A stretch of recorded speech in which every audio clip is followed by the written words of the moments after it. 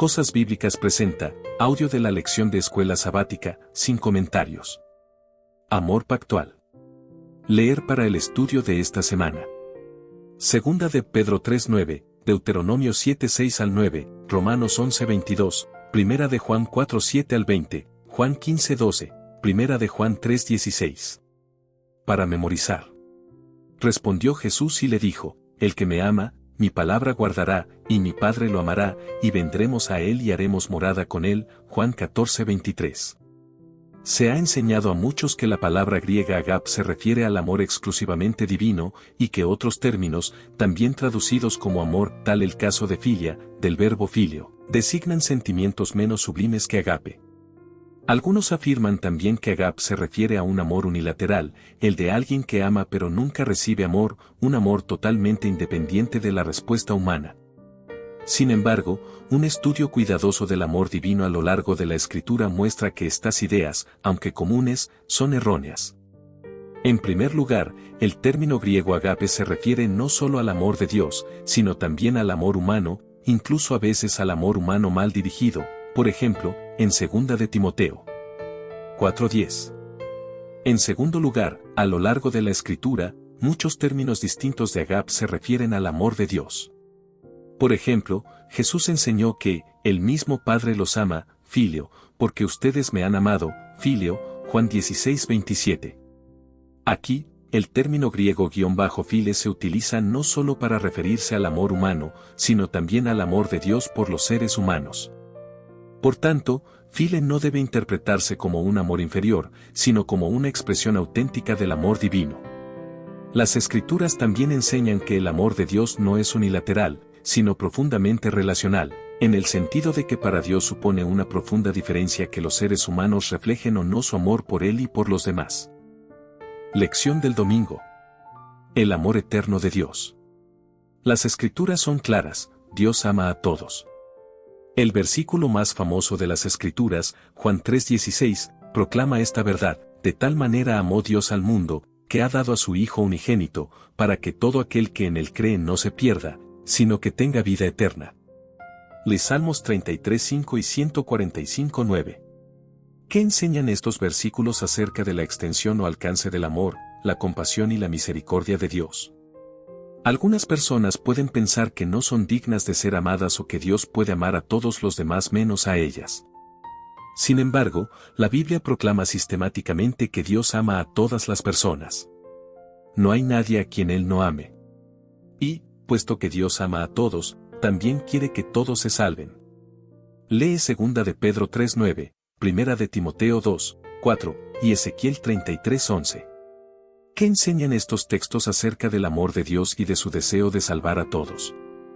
El versículo posterior a Juan 3:16 añade, Dios no envió a su Hijo al mundo para condenar al mundo, sino para que el mundo sea salvo por él. Juan 3:17. Si dependiera solo de Dios, todos los seres humanos aceptarían su amor y se salvarían. Sin embargo, el Señor no impone su amor a nadie. Las personas son libres de aceptarlo o rechazarlo. Y, aunque algunos lo rechacen, Dios nunca deja de amarlos. En Jeremías 31:3, Él proclama a su pueblo, con amor eterno te he amado, por eso, te prolongué mi misericordia. En otras partes, la Biblia enseña repetidamente que el amor de Dios es eterno, ver, por ejemplo, Salmo 136. El amor de Dios nunca se agota. Es eterno. Esto nos resulta difícil de entender pues a menudo nos cuesta amar a los demás, ¿verdad? Sin embargo, si como individuos pudiéramos aprender a experimentar la realidad de ese amor, es decir, conocer por nosotros mismos el amor de Dios, cuán diferente sería nuestra vida y nuestro trato hacia los demás. Si Dios ama a todas las personas, eso significa que también ama a aquellas que consideramos despreciables y que abundan por todas partes. ¿Qué nos enseña el amor de Dios hacia estas personas sobre cómo deberíamos relacionarnos con ellas? Lección de lunes. Amor pactual. La Biblia describe a menudo la especial relación de amor de Dios con nosotros utilizando metáforas familiares o de parentesco, en particular metáforas del amor entre marido y mujer o de una madre buena por su hijo. Estas metáforas se utilizan sobre todo para describir la relación especial entre Dios y el pueblo con el que estableció su pacto. Se trata de una relación de amor pactual, que implica no solo el amor de Dios por su pueblo, sino también la expectativa de que el pueblo acepte ese amor y ame a Dios y a los demás. Lee Deuteronomio 7, 6 al 9. ¿Qué nos enseñan estos versículos sobre la relación entre los pactos que hace Dios y su constante amor?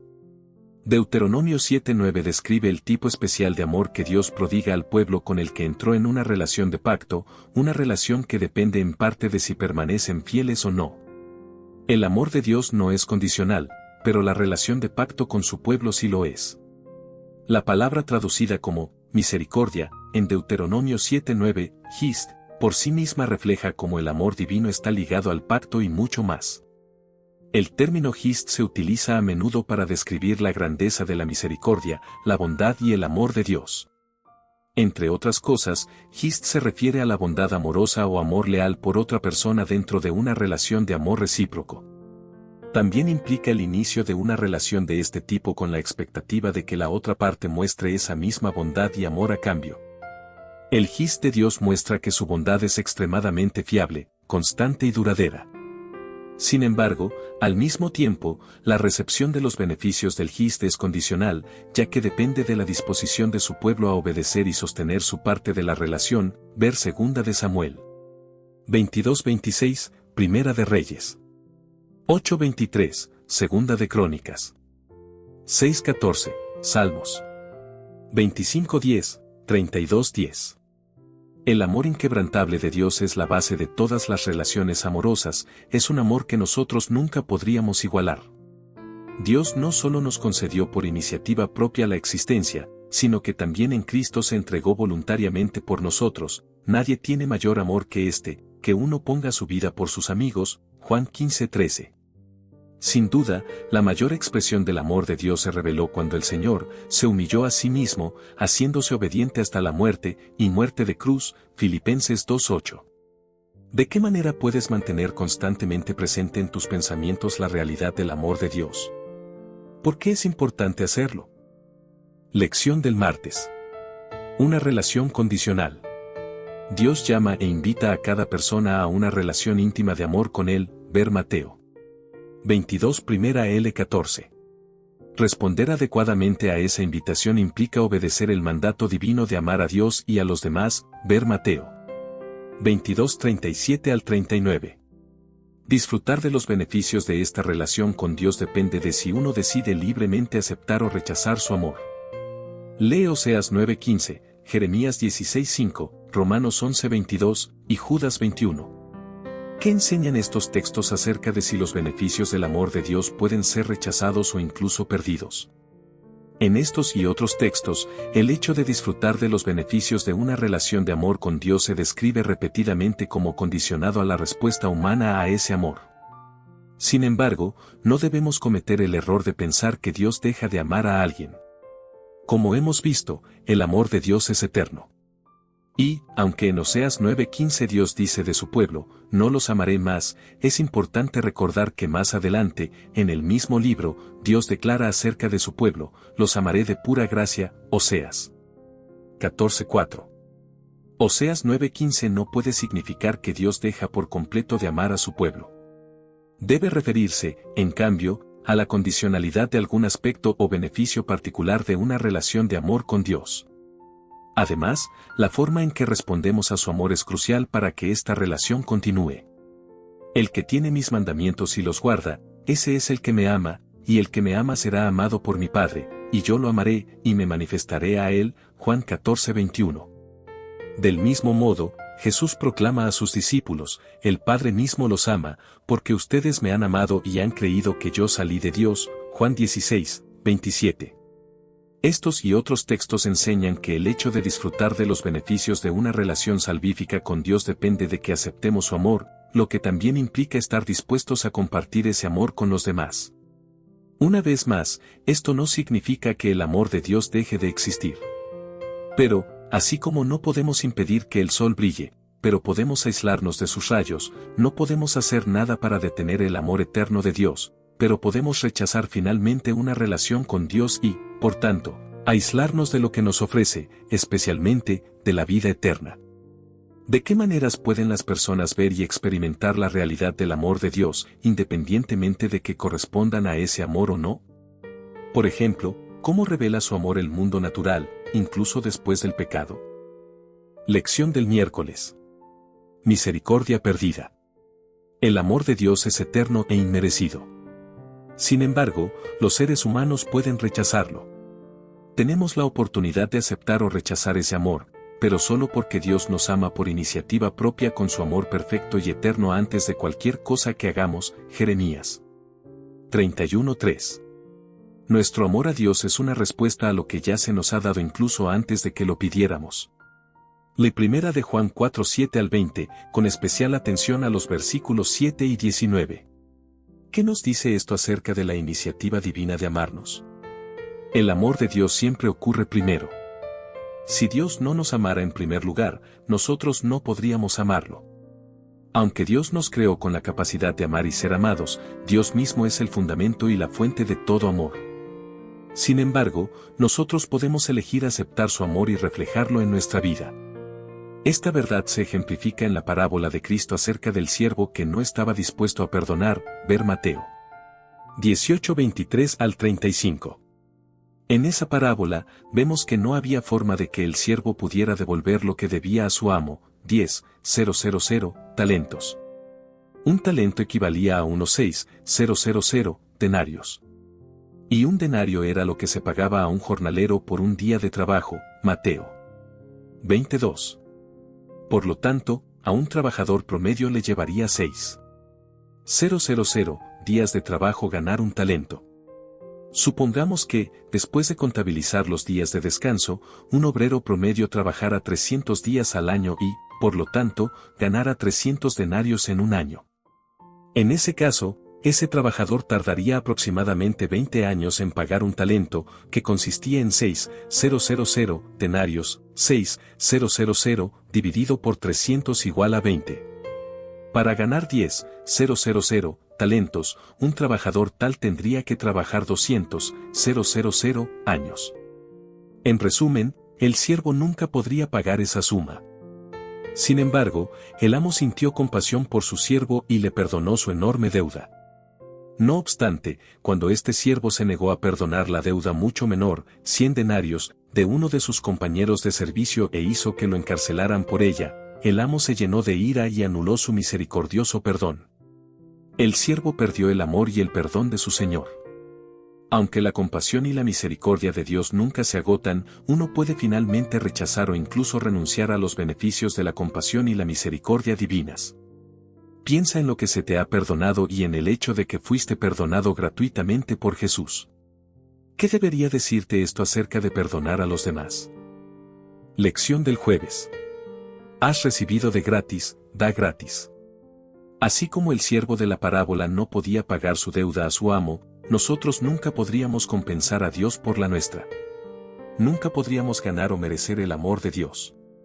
Pero Dios muestra su amor para con nosotros, en que siendo aún pecadores, Cristo murió por nosotros. Romanos 5:8. ¡Qué amor tan asombroso! Como dice Primera de Juan 3:1, mirad cuál amor nos ha dado el Padre, para que seamos llamados hijos de Dios.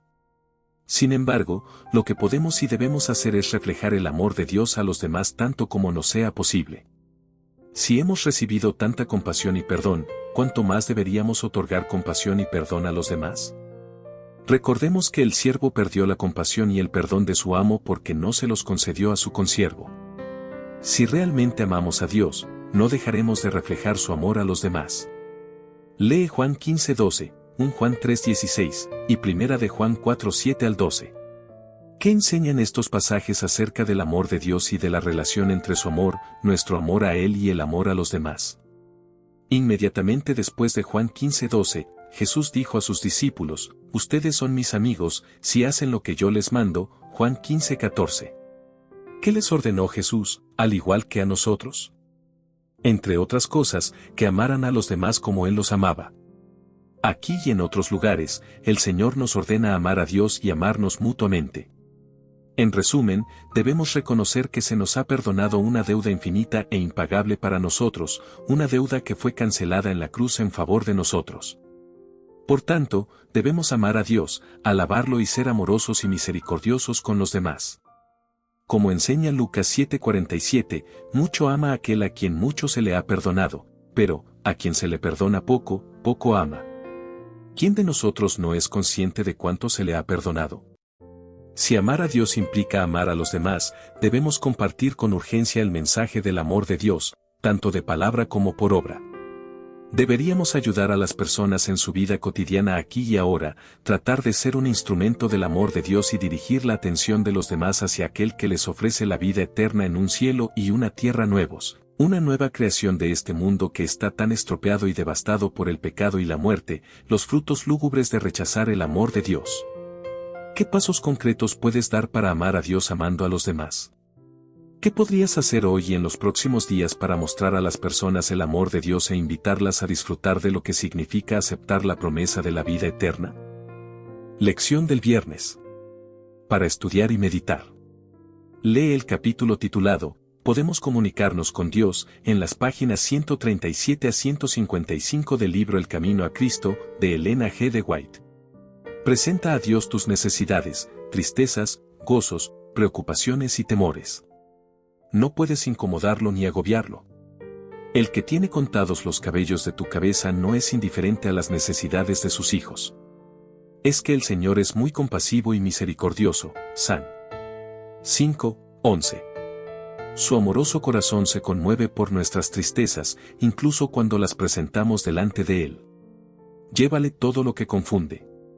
No hay nada que sea tan pesado que Él no lo pueda soportar, pues sostiene los mundos y rige todos los asuntos del universo. Nada que de alguna manera afecte nuestra paz es tan pequeño que Él no lo note. No hay en nuestra experiencia ningún episodio tan oscuro que Él no lo pueda leer, ni perplejidad tan grande que no la pueda solventar. Ninguna calamidad puede ocurrirle al más pequeño de sus hijos, ninguna ansiedad puede asaltar el alma, ningún gozo alegrarlo, ninguna oración sincera escaparse de los labios, sin que el Padre Celestial lo perciba y sin que tome en ello un interés inmediato. Él restaura a los abatidos y cubre con vendas sus heridas. Salmos 147:3. Las relaciones entre Dios y cada alma son tan especiales y únicas como si no hubiera habido otra alma de la que ocuparse ni por la cual entregar a su Hijo amado. El Camino a Cristo, páginas 148 y 149. Preguntas para dialogar. Reflexiona en la frase anterior, las relaciones entre Dios y cada alma son tan especiales y únicas como si no hubiera habido otra alma de la que ocuparse ni por la cual entregar a su Hijo amado. ¿Qué consuelo te brinda esto, y cómo deberías vivir al saber cuán cerca está Dios de ti y cuánto te cuida? ¿Cómo puedes aprender a vivir en armonía con la realidad de esa maravillosa promesa? Imagina que la creyeras de verdad cada día. ¿Cómo entiendes Salmos 103:17 y 18 a la luz de la lección de esta semana?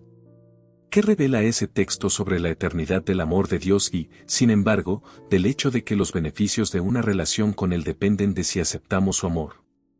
¿De qué manera influye el hecho de conocer esto en tu relación con Dios? ¿Cómo influye en tu forma de ver las dificultades de los demás?